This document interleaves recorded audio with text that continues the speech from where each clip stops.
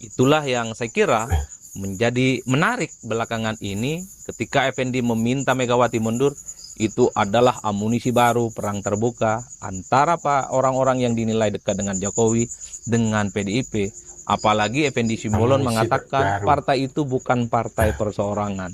Satu kalimat yang juga sempat disampaikan oleh Jokowi, bahwa Pak Jokowi ketika ditanya mau ikut partai politik apapun, kata Jokowi partai perseorangan. Itu kan adalah kalimat yang duplikat untuk sebenarnya memberikan kritik bahwa selama ini PDIP itu kan the one and only, nyaris tidak pernah tergantikan, sosok tunggalnya adalah Megawati Soekarno Putri. Wajar kalau kemudian pernyataan Effendi Simbolon ini memancing kegaduhan, tawuran opini tidak berkesudahan lagi antara PDIP dengan orang-orang yang dinilai menjadi bagian dari Jokowi. Saya kira di situ.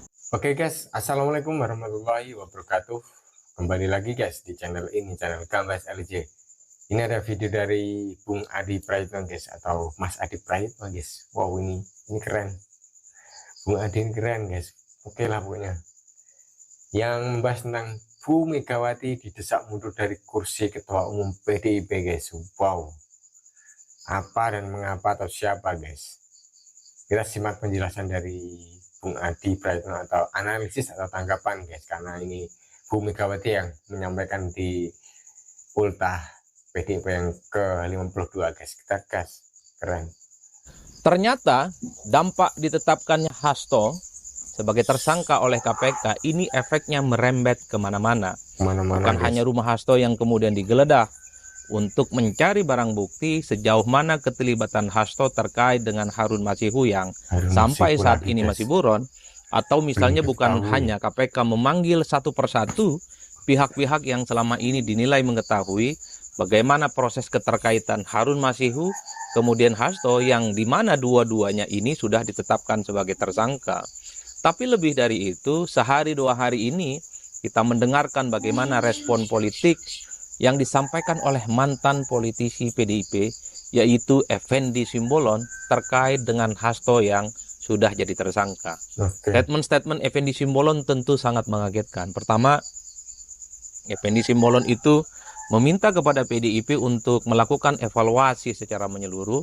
Yang kedua, bahkan ini menurut saya yang cukup mengagetkan, adalah meminta kepada Megawati Soekarno Putri sebagai Ketua Umum PDIP itu untuk mundur sebagai bentuk pertanggungjawaban politik. Tentu cukup mengagetkan, karena selama ini kita tahu bahwa Effendi Simbolon itu kan dinilai sebagai sosok yang mungkin lurus-lurus saja selama di PDIP. Jadi tidak mengherankan ketika Effendi Simbolon meminta Megawati Soekarno Putri itu mundur dari jabatan politiknya sebagai Ketua Umum PDIP.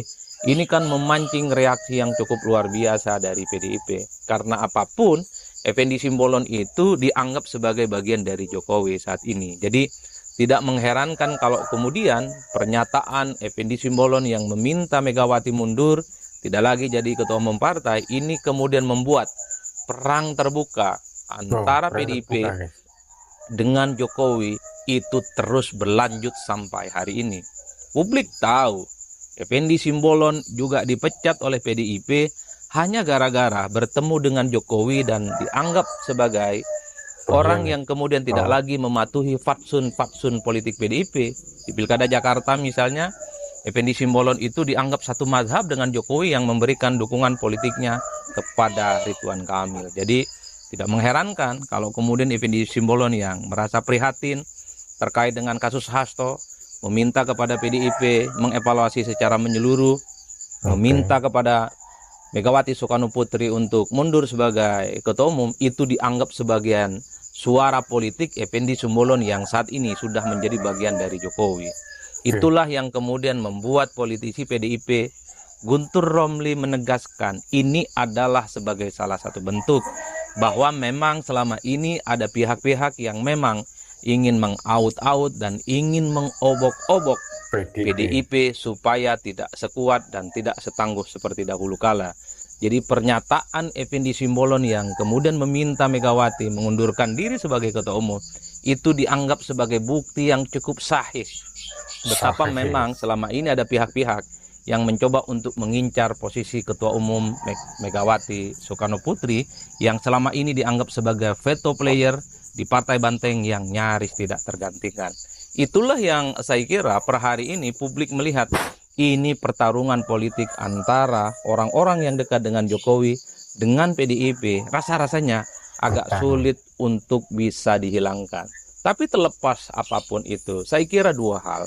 Pertama, menjadi menarik pernyataan Effendi Simbolon itu karena disampaikan setelah tak lagi jadi kader PDIP. Padahal kalau Effendi Simbolon ataupun ketika masih ada Jokowi, suara supaya untuk melakukan evaluasi menyeluruh terkait dengan PDIP, apalagi meminta Megawati sebagai ketua umum tidak melanjutkan jabatan politiknya, itu disampaikan ketika Effendi masih menjadi bagian dari PDIP, itu saya kira luar biasa.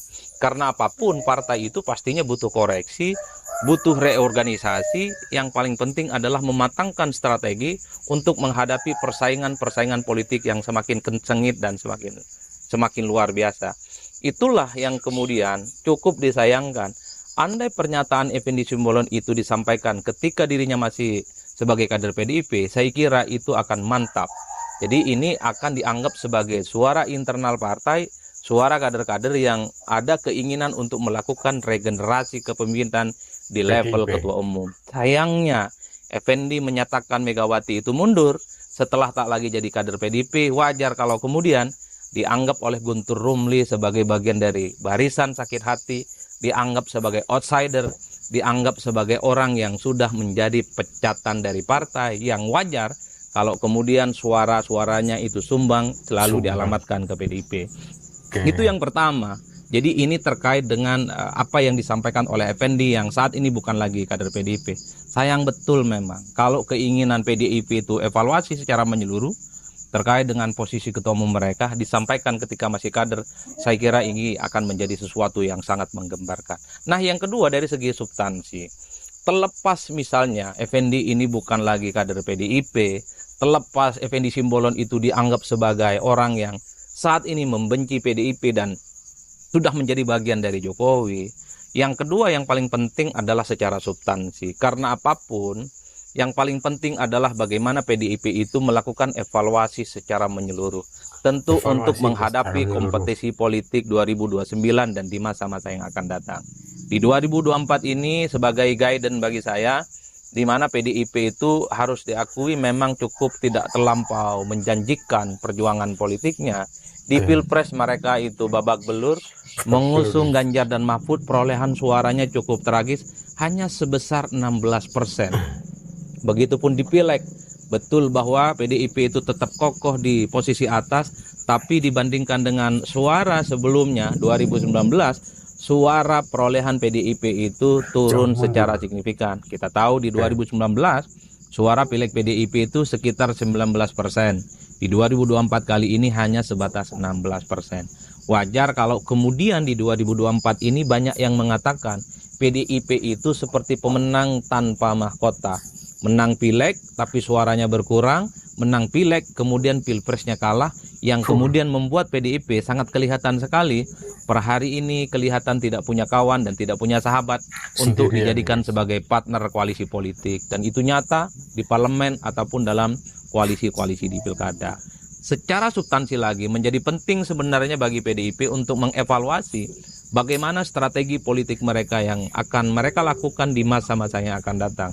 Mengingat mereka lagi tidak punya figur kunci seperti Jokowi yang kemudian mengantarkan mereka sebagai partai yang memenangkan Pilpres 2 kali berturut-turut. Tapi yang paling penting, bagaimana regenerasi kepemimpinan di posisi ketua umum, bagaimana soal bangunan isu politik, termasuk strategi komunikasi keluar, itu juga menjadi penting bagi PDIP untuk dievaluasi. Per hari ini misalnya, persoalan apakah Megawati tetap akan dilanjutkan sebagai ketua umum ataupun tidak, itu tetap menjadi perbincangan, bukan hanya di internal PDIP mungkin ya, tapi juga di kalangan eksternal.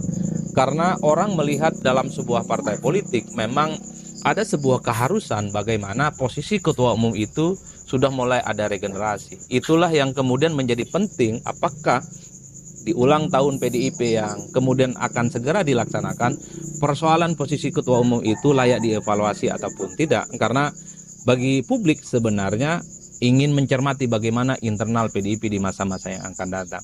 Termasuk misalnya soal strategi komunikasi politik. Ya. Apakah di tengah posisi politik PDIP yang hari ini kalah pilpres, kemudian suaranya tidak signifikan, kira-kira begitu di sejumlah pilkada, dan kelihatan sekali tidak ada partai politik mau berteman dengan PDIP, narasi-narasi politik yang dikembangkan itu tetap agresif ataupun lunak. Kalau melihat PDIP hari ini, terutama PDIP faksi Hasto, tentu adalah PDIP yang cukup kritis, PDIP yang sangat agresif memberikan serangan-serangan politik bukan hanya kepada Jokowi, tapi terkait dengan kebijakan politik pemerintahnya Prabowo salah satunya. Berbagai isu, berbagai diskursus yang saya kira di mana posisi PDIP itu kan cukup menyalak ya sebagai partai politik yang berada di luar kekuasaan politik. Ini tentu sangat layak dievaluasi karena pada saat yang bersamaan kita juga tahu faksi internal PDIP seperti faksi Puan Maharani ini kan sangat soft, relatif konsolidatif, dan relatif ingin berpartner dengan kubu pemerintah. Puan misalnya dengan para pendukungnya, dengan para loyalis-loyalisnya, dalam statement-statement politiknya ini 1000% berbeda dengan kubu Hasto yang selama ini cukup galak ya.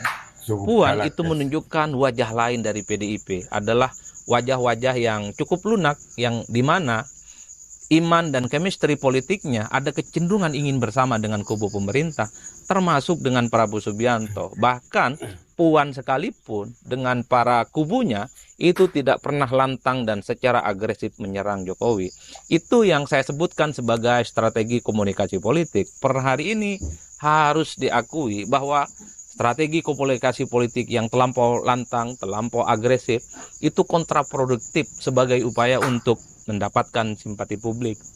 Per hari ini kita juga tahu bahwa pemilih muda itu kurang lebih sekitar 54% adalah mereka yang sebenarnya tidak terlampau suka dengan wajah-wajah politik yang terlampau agresif, terlampau konfrontatif dalam menyampaikan gagasan-gagasan strategi perjuangan politiknya. Apalagi di 2029 ada sekitar kurang lebih 60% masyarakat yang umurnya 17 sampai 40 tahun sebagai pemilih dominan yang dimana portofolio politik mereka adalah mereka yang kemudian lebih menyukai model politik yang soft, lebih menyukai strategi komunikasi politik yang kemudian damai, lunak, dan seterusnya, dan seterusnya.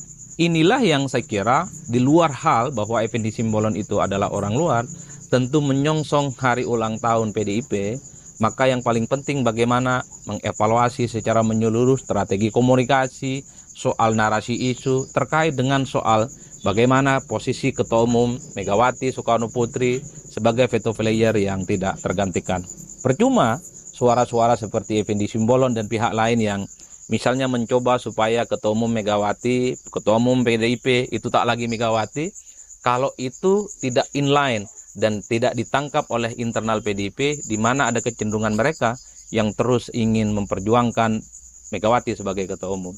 Percuma misalnya suara-suara keras dari luar, bahwa misalnya PDIP ini perlu melakukan peremajaan kepemimpinan, kalau itu kemudian tidak ditangkap oleh internal PDIP. Jadi apakah PDIP itu akan melakukan evaluasi secara menyeluruh? Apakah misalnya PDIP itu akan mengganti ketua umum mereka? Itu sangat tergantung bagaimana internal PDIP yang saya kira pastinya sudah memiliki kalkulasi politik menghadapi tantangan-tantangan politik di masa yang akan datang. Itulah yang saya sebutkan. Di 2024 menghadapi 2025 ini tidak mudah bagi PDIP. Kalah pilpres, menang pileg tapi suaranya berkurang, tidak punya teman di mana-mana. Itulah yang kemudian pernyataan Effendi Simbolon menjadi relevan, di mana PDIP sangat perlu untuk melakukan evaluasi secara menyeluruh terkait dengan strategi politik, termasuk posisi ketua umum mereka yang selama ini nyaris tidak pernah tergantikan. Itulah yang saya kira menjadi menarik belakangan ini ketika Effendi meminta Megawati mundur. Itu adalah amunisi baru perang terbuka antara orang-orang yang dinilai dekat dengan Jokowi dengan PDIP. Apalagi Effendi Simbolon mengatakan partai itu bukan partai perseorangan.